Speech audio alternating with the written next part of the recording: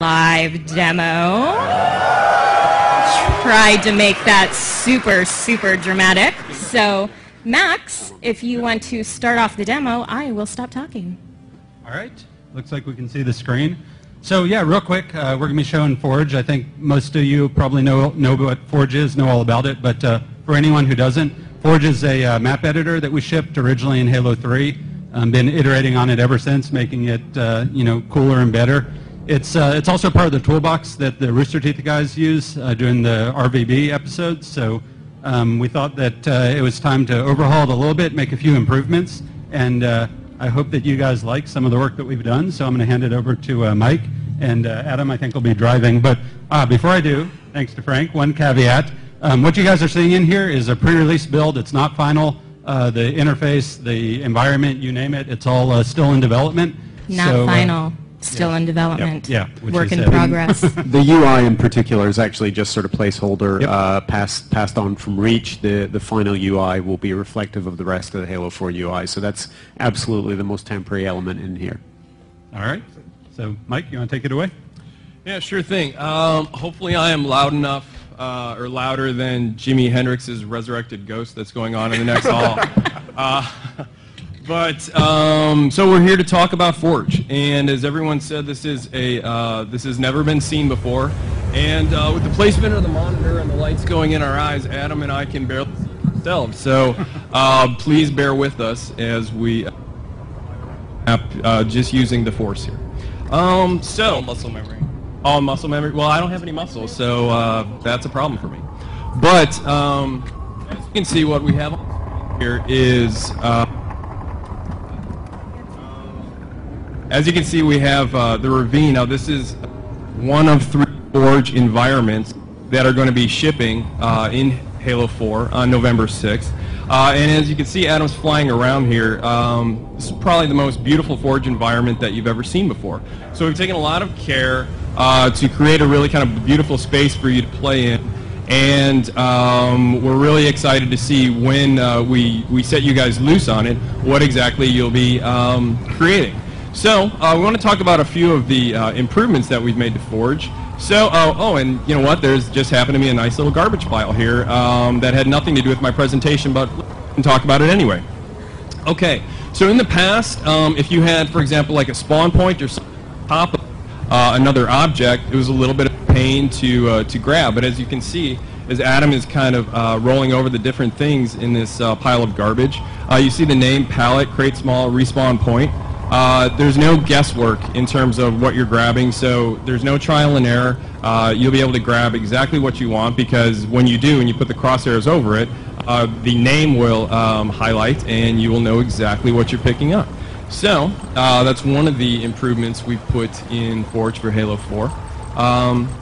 So if you have something, so this bunker round, for example, which you see the name down there because we got the nice highlights, and you're placing it, and you're taking a lot of time and loving care to put it exactly where you want it. One thing that used to be a drag was you could easily kind of accidentally bump the controller and move it out of the position, and all that time and loving care that you put into it is now down the drain. But if you have it where you like it, like Adam does here, we've given you the to lock it. So, that's right.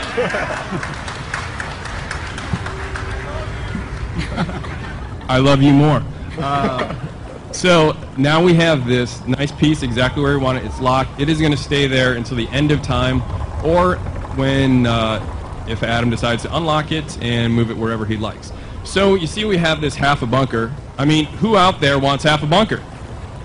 Hey, only that guy. You, out of here, security. Okay, no one wants half a bunker is the correct answer. So, if you have something that repeats, so like a road, a racetrack, we've seen a lot of cool racetracks and stuff like that in different course maps. If you have something that you want to repeat, now we've given you the ability to dupe it. So, Adam has, this guy loves duping. Okay, so Adam has duped the base, and he is getting it lined up, and sometimes it used to be a little bit of a pain to get things exactly lined up. If you bump the controller and then the axes were kind of screwed up. So you've spoken, we've listened, and we've created a magnet system. How do magnets work?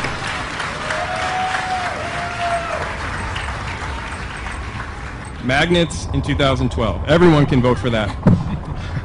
Okay, so if you enable magnets and you put two pieces together, like Adam's doing here, that bridge really easily magnetize. Jimi Hendrix is back.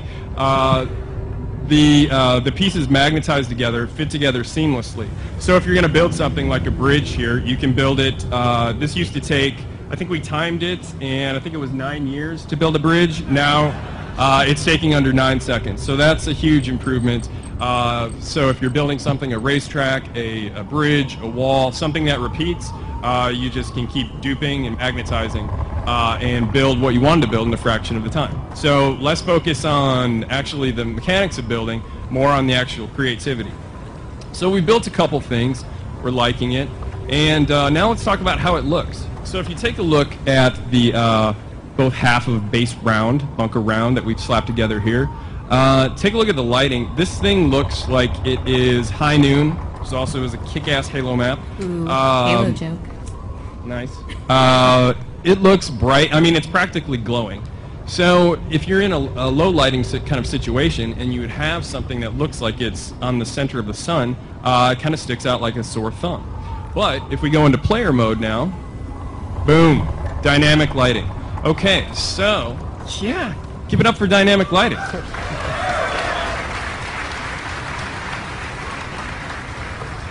All Forge objects now accept shadows from the environment or other Forge objects. And if you see, like down there where Adam just was, Forge objects also cast shadows on the environment. So that means anything you put down in Forge is going to be a lot more integrated with the environment. So we want to give you the ability to create things faster and more efficiently, but we also have taken a lot of time and care to make sure that whatever you create is going to be beautiful. Did you say what the lighting system is called? Because it kind of sort of has the most amazing name ever. It does. The name is so amazing that it's a trade secret, and I cannot talk about it lest I be killed by Max. It is a very long, multi-syllable lighting system that I personally am not smart enough to talk about. I know what it does, but it has the word probe in it. We'll just leave it at that. Yeah, let's just stay away from probe talk here. But it's really cool, and as you can see, it looks great. The one other thing I wanted to talk about before we move off of the beauty of Forge is take a look at this object here. So a lot of very talented artists have spent an awful lot of time to overhaul all the Forge objects. So you, the fan out there, are spending tons of time and effort into making these things with a lot of time and care, and we wanted to make sure that all the Forge objects look just as good or comparable with what are in MP and single-player maps. So everything is going to be a lot more beautiful, easy, and efficient to make. So now, let's see, we've got a little bridge going over the ravine. I've got money on saying Adam cannot make the jump, so let's see. You can do it. You can do it. So close. Oh my god. Not even close, as you can see. Okay, so in the past, if we wanted to make a jump like that, we would have to alter gravity, and that would apply to the entire map. So if you wanted to create low gravity, you'd have basically a low gravity map. That's right. Yeah! Yeah! I mean, you guys are so smart, I don't even need to tell you what's going on here. But for that one guy out there, yes, I'm talking about you, sir, who looks confused, let me just describe it. What Adam has done is laid down what's known as a player trait zone. What is a player trait zone? It's a player trait zone. Come on. The name describes it. In that little zone that he's made, which he scaled to just really the size of the bridge, you can affect the Spartan's traits. So let's say speed, jump size, or jump height rather, damage absorption, a lot of other things. And so now with that trait zone laid down, let's see if he can now make the jump. Oh yeah.